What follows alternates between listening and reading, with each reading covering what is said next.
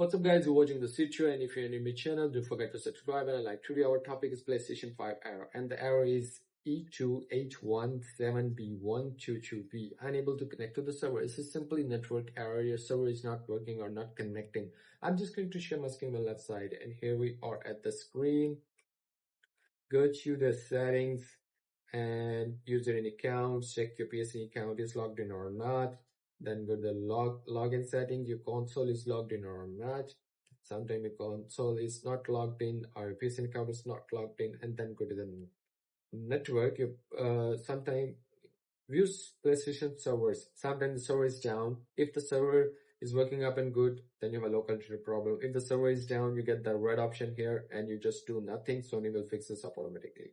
And then go to the settings. You can check the advanced settings, frequency settings, and wired LAN cable. You can change the DNS manually. And the MTU settings also 1500 is okay. You can use the wired LAN cable.